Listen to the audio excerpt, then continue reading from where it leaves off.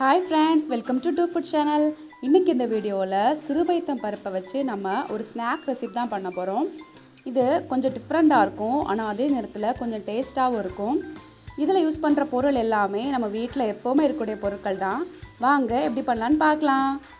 இந்த ஸ்நாக் பண்றதுக்கு நான் 1 கப் சிறுபைத்தம் பருப்பை நல்லா வாஷ் பண்ணிட்டு 3 மணி நேரம் நல்லா ஊற வச்சு எடுத்து வச்சிருக்கேன்.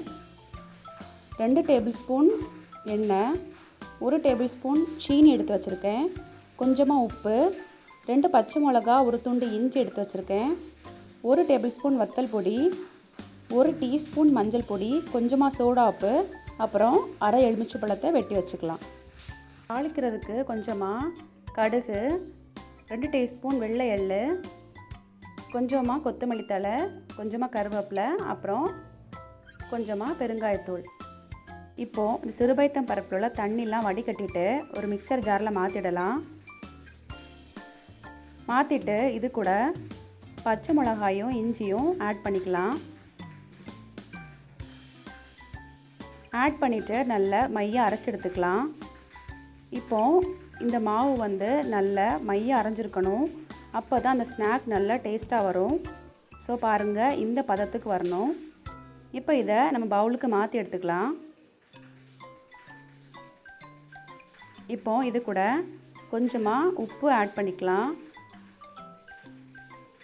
அதுக்கப்புறம் வத்தல் தூளும் மஞ்சள் தூளும் ஆட் பண்ணிக்கலாம். ஆட் பண்ணிட்டு நல்லா மிக்ஸ் பண்ணி விட்டுக்கோங்க. அதுக்கப்புறம் இன்றைக்கி இது கூட கொஞ்சமாக சீனி ஆட் பண்ண போகிறேன். கொஞ்சமாக ஆட் பண்ணிக்கோங்க. அதுக்கப்புறம் கொஞ்சமாக ஆயில், நான் கிட்டத்தட்ட 1 டேபிள் ஸ்பூன் ஆட் பண்ணியிருக்கேன். அதுக்கப்புறம் ஒரு 4-5 சொட்டு எலுமிச்சை பழம் சாறு. இது லைட்டாக ஒரு புளிப்பு தன்மை இருக்கும், நல்ல டேஸ்ட்டாக இருக்கும், அதுக்கு தான் ஆட் பண்ணியிருக்கேன். ஆட் பண்ணிவிட்டு நல்லா மிக்ஸ் பண்ணி விட்டுக்கோங்க.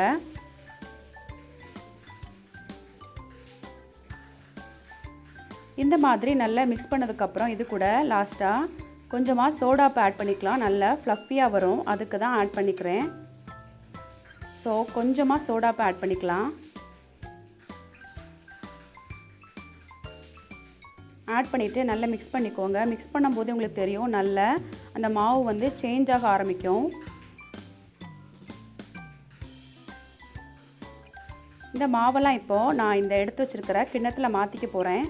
இதை நம்ம இப்போது ஸ்டீமில் வச்சு வேக வைக்க போகிறோம். ஸோ அதுக்கு நம்ம எல்லா கிண்ணத்துலேயும் எண்ணெயை கொஞ்சம் நல்லா தடவி விட்டுறலாம். அப்போ தான் ஒட்டாமல் வரும். ஸோ இந்த மாதிரி நல்லா தடவி விட்டுக்கோங்க. நீங்கள் இந்த கிண்ணத்துக்கு பதிலாக கப்பு கூட எடுத்துக்கலாம். இப்போ இந்த கிண்ணத்தில் எடுத்து வச்சுருக்கிற மாவை அரை கப் வர வரைக்கும், அதாவது அதில் பாதி அளவு வர வரைக்கும் ஃபில் பண்ணி வச்சுக்கலாம். ஃபுல்லாக ஃபில் பண்ண வேண்டாம், பாதி ஃபில் பண்ணால் போதும். இந்த மாதிரி ஃபில் பண்ணி வச்சுக்கோங்க. இதே மாதிரி 2 கிண்ணத்துலேயும் ஃபில் பண்ணிக்கலாம். இப்போது இந்த கிண்ணத்தெல்லாம் ஃபில் பண்ணி வச்சாச்சு மாவை.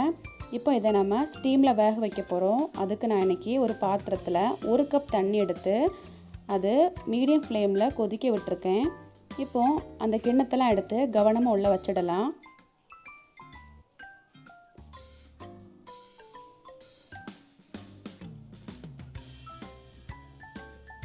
இப்போது இந்த மாதிரி கவனமாக வச்சதுக்கப்புறம் இதை மீடியம் ஃப்ளேமில் கரெக்டாக 10லிருந்து 15 நிமிஷம் நல்லா வேக விட்டுடலாம். ஸோ ஒரு மூடி போட்டு வேக விட்டுடலாம். இப்போது கரெக்டாக 15 நிமிஷம் ஆயிடுச்சு. ஓப்பன் பண்ணி பார்க்கலாம். நம்ம மிக்ஸ் பண்ணி வச்ச மாவு எல்லாமே சூப்பராக வந்திருக்கு, நல்லா பொங்கி வந்திருக்கு.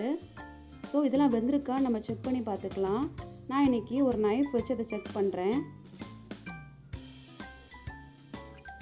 பாருங்கள், அந்த நைஃப்பில் கொஞ்சம் கூட ஒட்டலை. ஸோ இதுக்கப்புறம் கொஞ்சம் வேகாமல் இருந்ததுன்னா நீங்கள் ஒரு 5 நிமிஷம் கூட வேக வைக்கலாம். இப்போ ஸ்டவ்வை ஆஃப் பண்ணி நல்லா ஆற விட்டுடலாம். இதெல்லாம் இப்போது இதெல்லாம் நல்லா ஆறிடுச்சு. ஸோ இதில் நம்ம கிண்ணத்துலேருந்து மாற்றி எடுத்துடலாம். அதுக்கு நைஃப் வச்சு அந்த ஓரங்களெல்லாம் இப்படி கவனமாக பண்ணி விட்டுருங்க. அப்போ தான் நம்ம எடுக்கிறதுக்கு ஈஸியாக வரும்.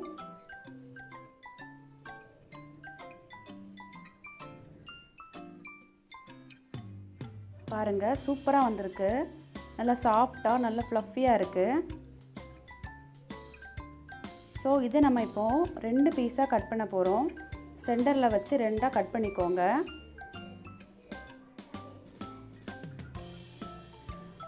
பாருங்கள், இந்த மாதிரி கட் பண்ணிவிட்டு ஒரு பவுலுக்கு மாற்றி எடுத்துக்கலாம். இந்த மாதிரி இந்த ரெண்டையும் கட் பண்ணி எடுத்துக்கலாம். இப்போது ஸ்டவ்வில் பேன் வச்சுட்டு அந்த பேன் நல்லா சூடானதும் 2 டேபிள் ஸ்பூன் எண்ணெய் சேர்த்துக்கலாம். சேர்த்துட்டு அதில் தாளிக்கிறதுக்கு கடுகு, வெள்ளை எள்ளு, கருவேப்பிலை இந்த 3ஐயும் சேர்த்துக்கலாம்.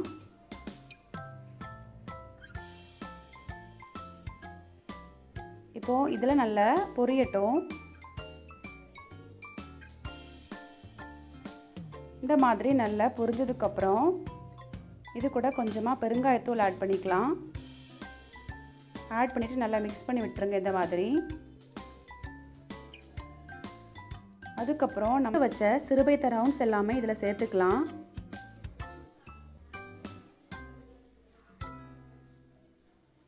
இந்த மாதிரி சேர்க்கும்போது ஃப்ளேமை நல்லா மீடியத்தில் வச்சுக்கோங்க, இல்லைனா சீக்கிரமாகவே கரிஞ்சிரும். ஸோ இது நல்லா ஒரு 3 நிமிஷம் ஃப்ரை பண்ண விட்டுடுங்க. அதுக்கப்புறம் இதை மாற்றி போட்டுடலாம். இப்போது கரெக்டாக 3 நிமிஷம் ஆயிடுச்சு. இதை நம்ம இன்னொரு பக்கத்துக்கு மாற்றி போட்டுடலாம். பாருங்கள், ஒரு சைடு நல்லா ஃப்ரை ஆகிருக்கு. இந்த மாதிரி அடுத்த சைடும் நல்லா ஃப்ரை ஆகணும். ஸோ இதை ஒரு 2 நிமிஷம் நல்லா ஃப்ரை பண்ணி விட்டுடுங்க.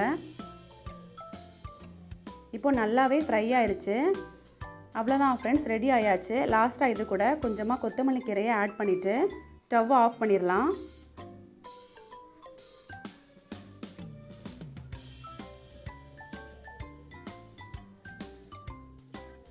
இப்போது ரொம்பவே டேஸ்டியான மூங் டால் ஸ்நாக் ரெடி ஆயாச்சு. பார்க்குறதுக்கு கட்லெட் மாதிரியே இருக்கும், சாப்பிட்றதுக்கும் அப்படி தான் ஃப்ரெண்ட்ஸ், ரொம்பவே டேஸ்ட்டாக இருக்கும். இதை நீங்கள் வீட்டில் கண்டிப்பாக ட்ரை பண்ணி பாருங்கள். இதை நீங்கள் ஈவினிங் ஸ்நாக்காகவும் எடுக்கலாம், இல்லைன்னா பிரேக்ஃபாஸ்ட்டாகவும் எடுத்துக்கலாம். இந்த வீடியோ உங்களுக்கு பிடிச்சதுன்னா மறக்காமல் லைக் பண்ணுங்கள், ஷேர் பண்ணுங்கள். நம்ம டூ ஃபுட் சேனலுக்கு சப்ஸ்கிரைப் கொடுங்க ஃப்ரெண்ட்ஸ். தேங்க்யூ.